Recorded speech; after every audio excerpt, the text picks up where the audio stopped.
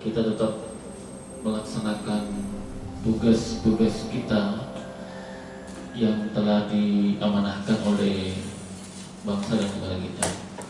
Sebentar akan ada materi yang disampaikan oleh Ibu Rahmiwati Agustini.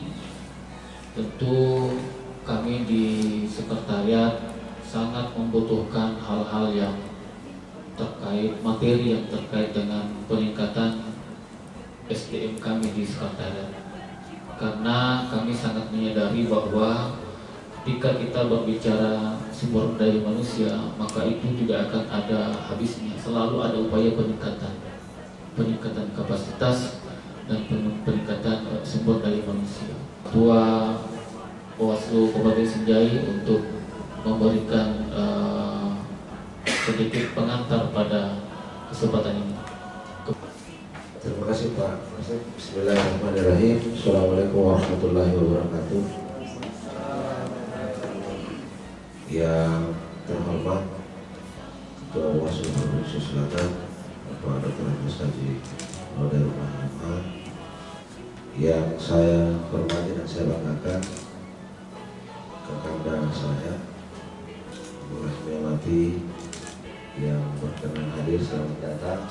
Sekalipun beliau sudah banyak tahu tentang Sinjai, banyak demokrasi yang kita inginkan bersama, demokrasi yang berkualitas, kemudian bisa memberikan dan menyamankan semua hak masyarakat untuk kemudian memudahkan mengakses hal-hal yang terkait dengan persoalan demokrasi sehingga mewujudkan kepuasan dan kesejahteraan masyarakat sendiri. Dan saya kembalikan ke Bapak Presiden.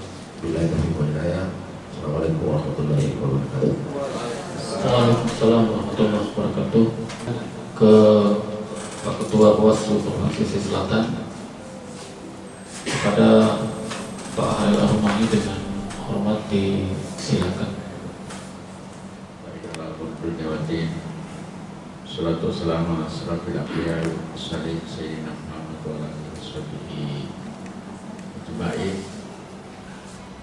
Saya selaku Kodim SDM yang sekaligus sebagai ketua di 2021 ini mengambil kebijakan bahwa dalam rangka peningkatan kapasitas SDM Bawaslu Kabupaten Kota itu tidak lagi dilakukan secara parsial, sehingga saya distribusi program SDM itu dari semua divisi.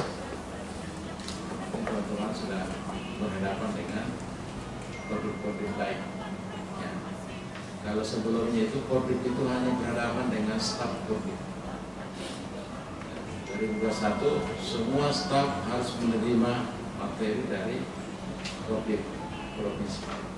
Gitu ya.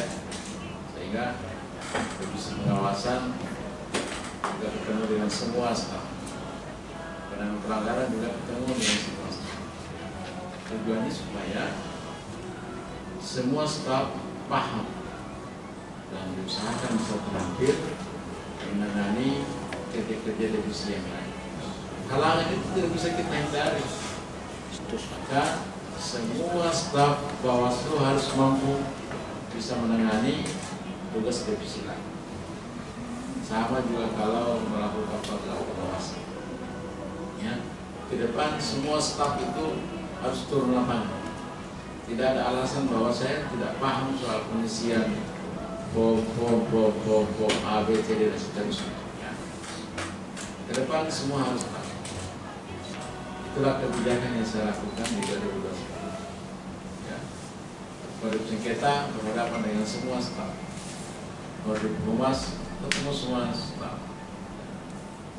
Jadi program peningkatan SDM itu tidak melulu ditangani yang komprehensif dalam rangka menghadapi evaluasi kinerja di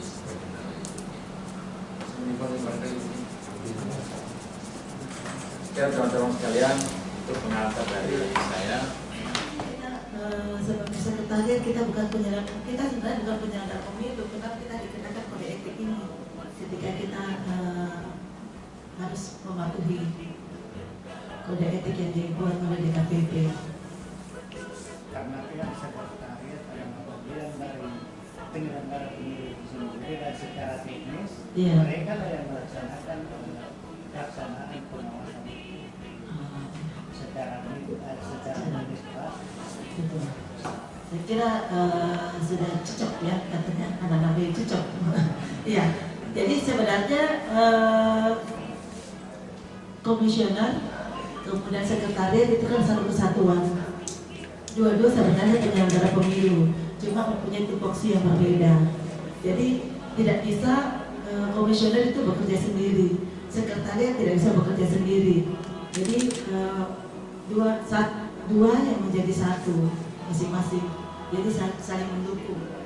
Sekretariat juga tidak bisa. Saya setidaknya penyelenggara pemilu adalah orang yang menggunakan anggaran negara, yang mana anggaran negara ini diperuntukkan untuk penyelenggaraan pemilu supaya pemilu bisa berjalan dengan baik. Gitu. Harus berpedoman di kode etik ini secara berbicara dan tinggal laku. Nanti kita akan bahas satu persatu secepat saja. Kemudian nanti ini sistem etika penyelenggara pemilu, ada etika material dengan etika formal. Nah, kalau etika material ini yang peraturan DKPP nomor 2 tentang kode etiknya, kemudian kalau etika formal tentang penyelenggara pemilu tentang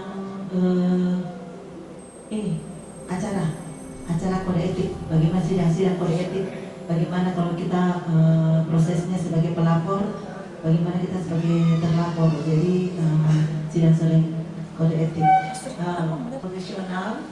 profesionalitas penyelenggara pemilu. Nah, kenapa profesionalitas pemilu di DKPP sendiri persentasenya yang paling banyak diadukan di DKPP ini tentang profesionalitas.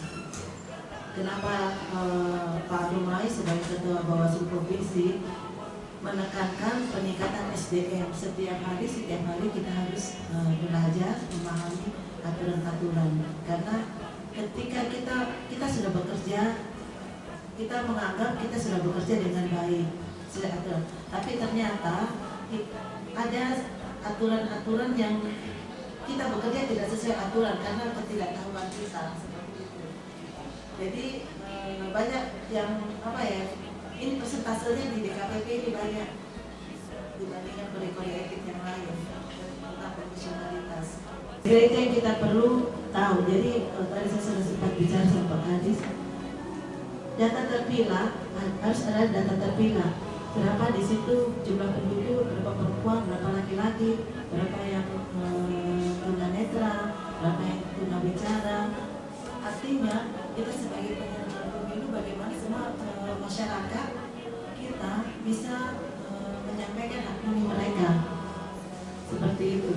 Kan selama ini baru orang yang buta huruf, bagaimana mereka bisa memilih dengan